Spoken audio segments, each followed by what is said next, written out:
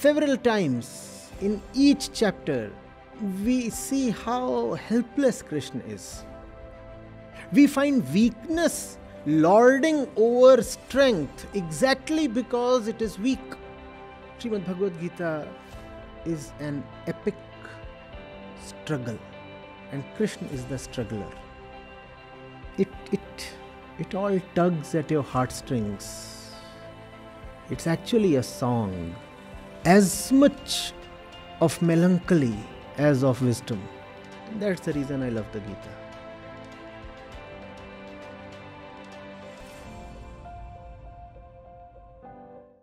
Pranam Acharya ji. I am Atul Kulkarni. I am MSc Physics student here in IIT-Patna. And first of all, thank you very much for accepting our invitation. Yes. So, sir, my question is a little contextual, so I'll read it out if you allow. In context of? Contextual question, so I'll read it out for you. Okay. I have recently watched a Netflix documentary on overfishing in oceans called as Seaspiracy, which claims, and I quote, if current fishing trend continues, then we will see virtually empty oceans by the year 2048. And if all aquatic animals vanishes, then we will vanish too. So I got goosebumps when I heard this claim. And I have two questions. So why any person in power or position, be it from government or media or anyone in general, is not even speaking about these human activities, which are gradually leading us to sixth mass extinction? And second is, sir, what apart from spreading awareness we can do as an individual to stop this exploitation? Thank you. See, why is nobody talking about this? Because you cannot talk about this and yet continue with the person you are, being in the same job, in the same relationships, in the same circles, with the same beliefs, with the same kind of religious practices. Everything will have to change.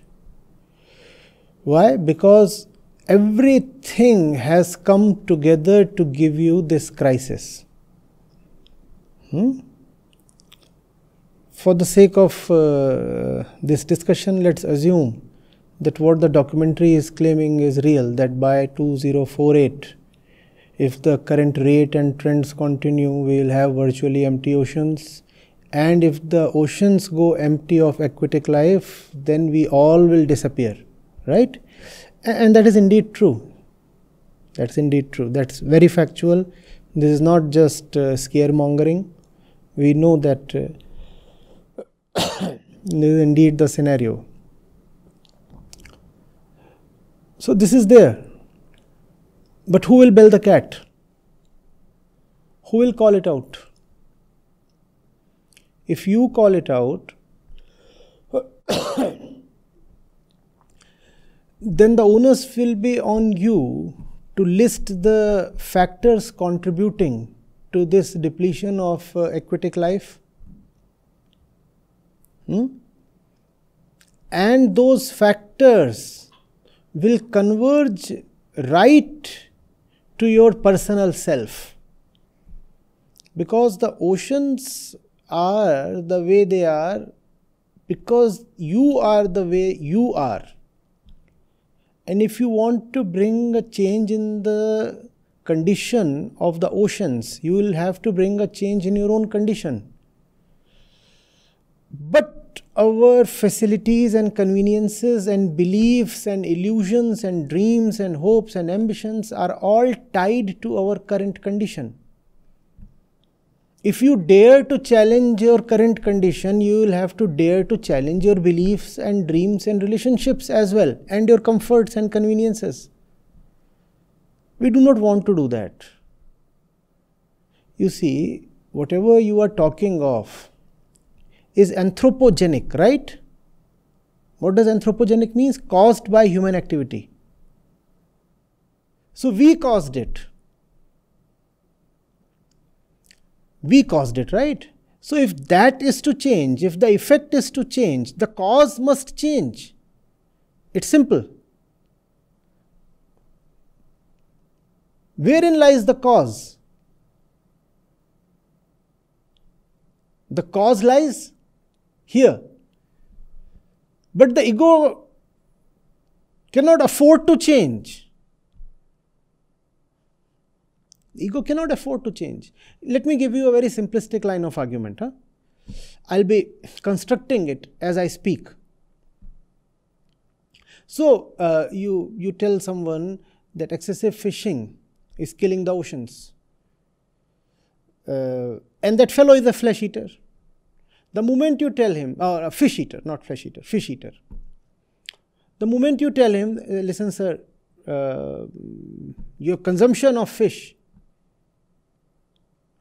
is killing our oceans. He will say, but look at yourself.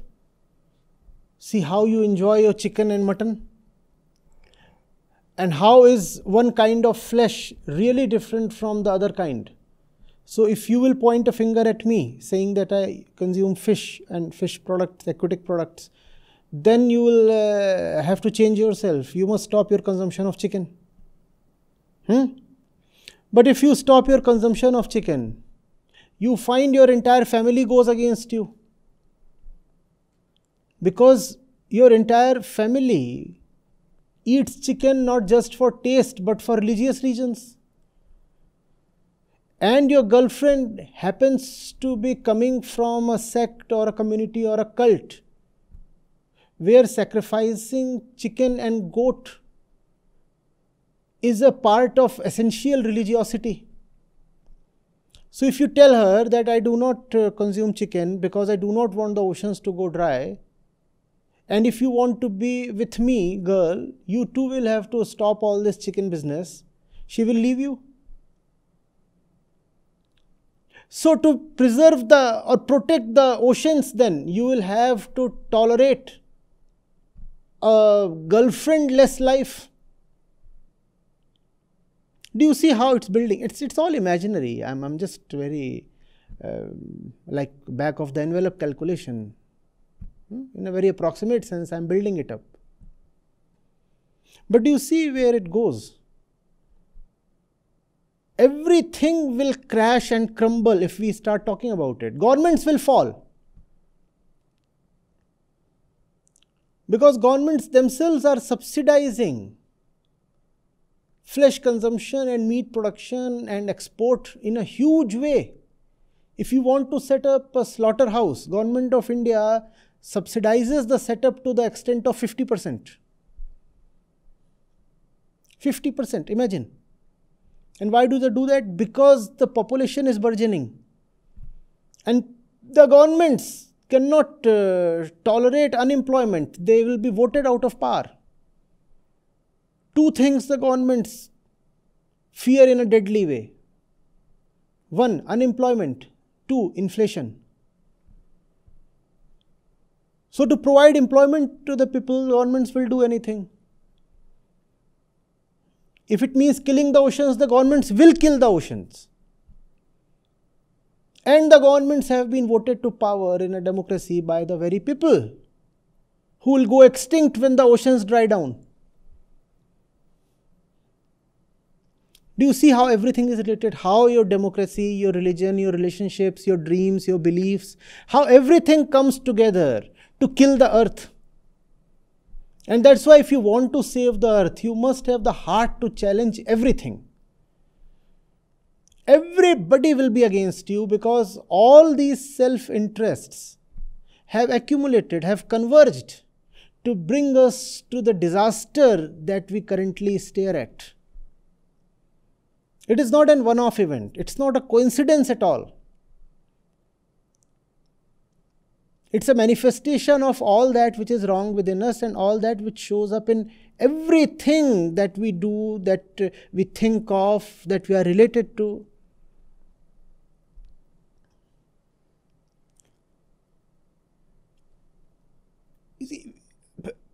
Take another example. If you stop being exploitative towards the fish or the octopus or the turtle, you'll have to stop being exploitative towards your neighbor, towards your employees, towards your kids, towards your wife, everybody, right?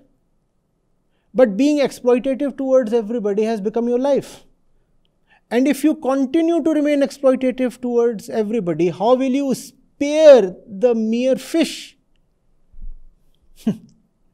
This fellow exploits even his own kids, as so many parents do. If he continues to exploit his kids, do you think he will spare the fish? But you want the fish to be saved. If you want the fish to be saved, you will have to change the father that this person is. But his entire ego self is related to what he has been. Even if he has been a villain, he wants to continue as a villain because that's what his very identity, his existence is. He feels as if he is dying if he changes. In some sense, if you want to save the earth, man as he is will have to die. The two cannot live together simultaneously. Either the planet will survive or human beings as they are. And as we are, our time is up. 2048 is tomorrow. How long does it take 25 years to pass? It's tomorrow. We are done. We are finished. But that is the nature of the ego. It can tolerate even physical annihilation, but it cannot tolerate dissolution. Don't you see people die for their beliefs? Look at what happens in communal riots. People are prepared to lay down their lives. I will get killed, but I will not change. And if you look at the course of history, people have agreed to get killed for all kinds of stupid reasons. We have killed and we have been killed for all kinds of nonsense. We find that easier. We find physical annihilation more acceptable than inner improvement.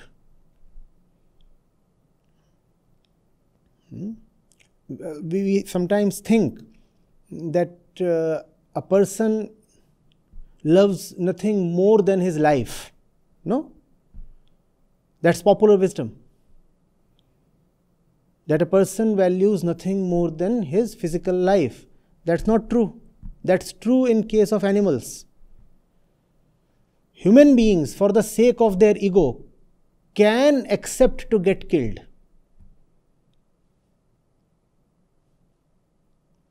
For human beings, ego is bigger than even life.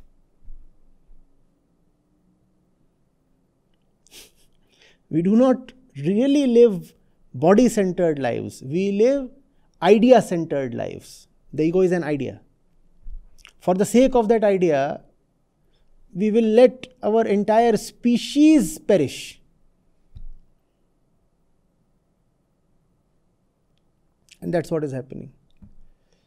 Anything that you look at it, the markets, the banks, the flow of capital, the use and abuse of technology, social systems as they are, the entire politics, all of that is just one. All of that is an expression of man's misplaced and violent and stupid ego.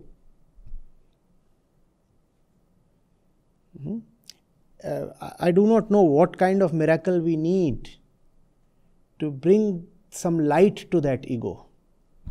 We are trying. But the whole thing looks next to impossible.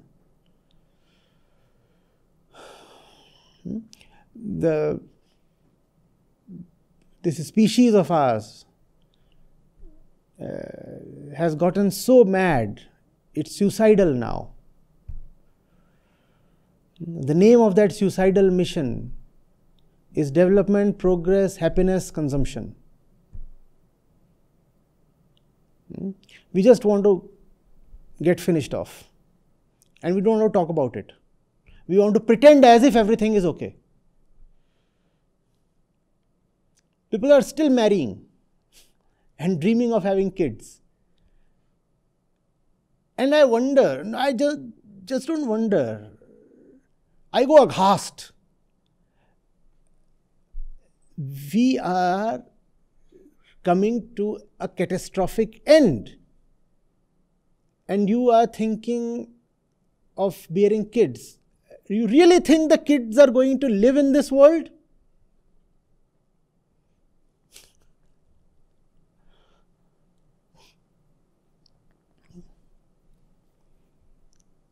It's like being on the Titanic. You had that man and the woman on the Titanic, and they're thinking of raising a family. And the ship is 25 minutes from sinking totally. But the two of them are together, lying on their bed,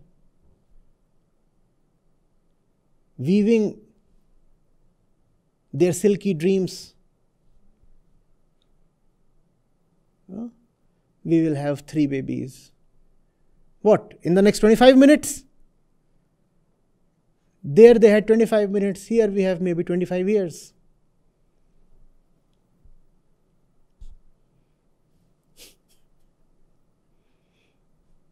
We don't want to accept the obvious.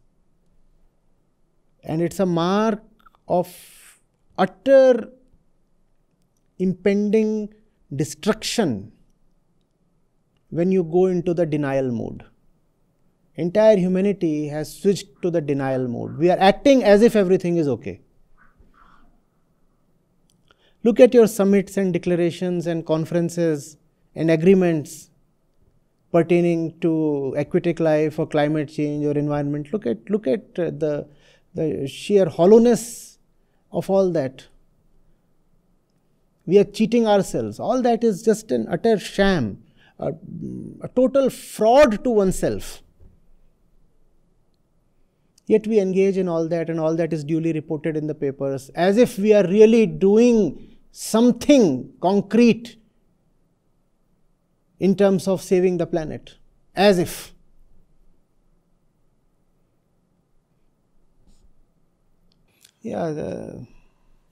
Prasad has brought this to me, and there is a very scary pic here. Indeed, very scary. And I hope that this link will be shared with the audience we have today.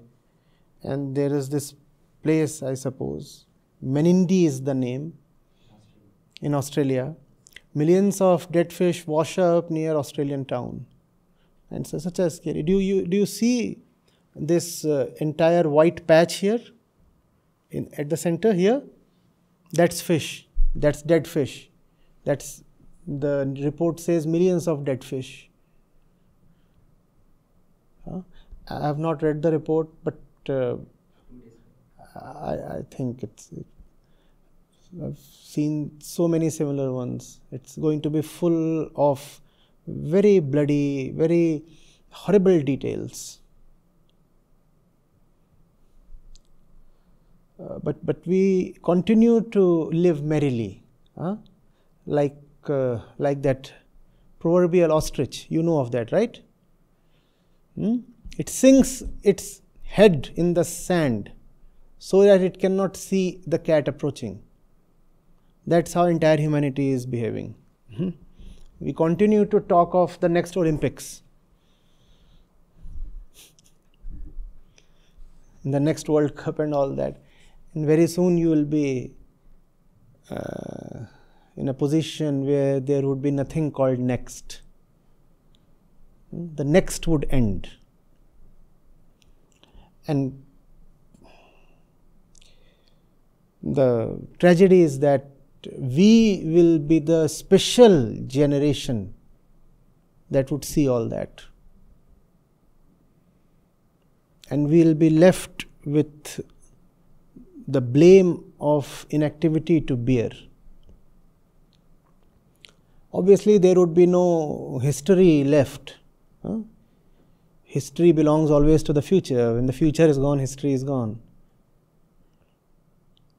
But just metaphorically thinking, history will ask us, what were you doing? History will ask our generation, what were you doing when the earth was coming to an end? And there would be no answer, because there would be nobody to answer.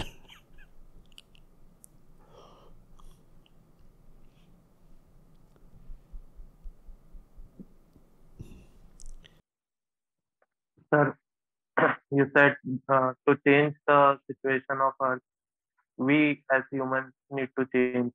Now, sir, to change ourselves itself is such a big task and time taking, and it's really tough. Now, when we think of changing ourselves and then trying to make aware others, it is a time taking process and also doesn't guarantee anything. So how, like in few decades, we all are going to die. So I don't see any hope or point of hope. I'm sorry, I missed your name. Atul, sir. Atul, it depends on the urgency you see and the intensity of your love. Let's say you are addicted to something. But if it's required that to save your brother or your mother, your sister, you give up on that addiction, don't you? Yes, sir. So it depends on the depth of your love, right?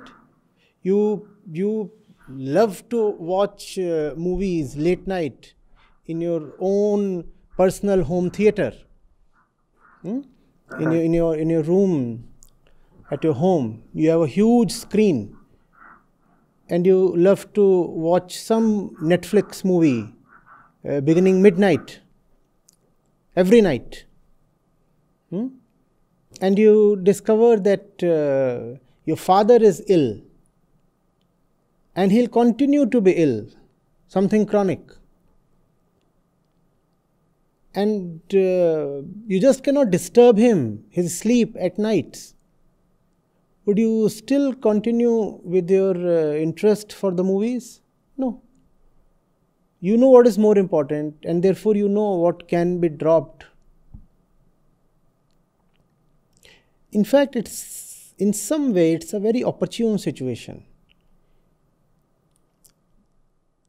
Self-improvements sometimes happens best under the pressure of adverse situations. If that adversity is not there, maybe you will cite some kind of excuse and postpone the change. But because the pressure is there and the situation is emergent, you know that you have to change or disappear or lose something very precious. And then you say, there is no way I can continue doing what I do, being what I am, and liking what I like. So here I am. For the sake of something very important, I declare that I am changing myself. So you are saying 25 years is too little for human beings to change themselves? I'm saying it depends on how deeply you love yourself and this existence, and the blessing that you inherited in the form of this planet and the millions of species that live along with you on this planet. It depends on how much you love and value all these.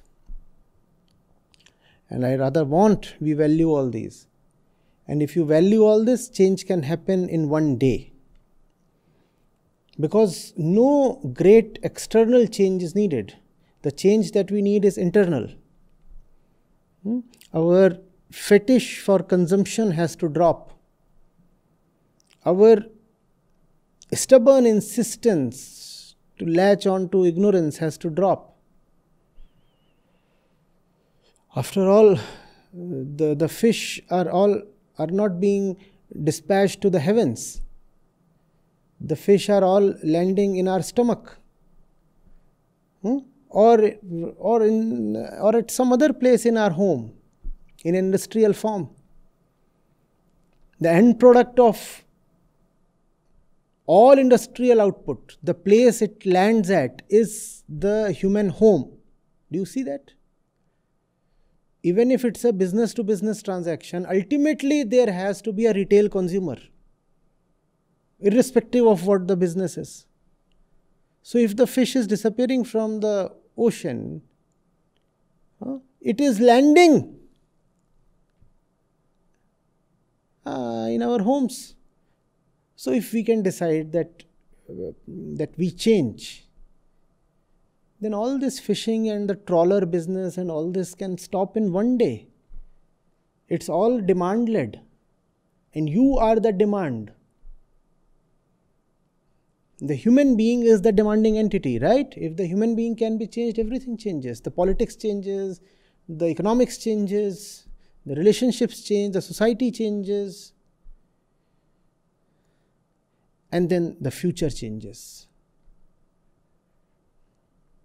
And if the human being does not change, nothing changes.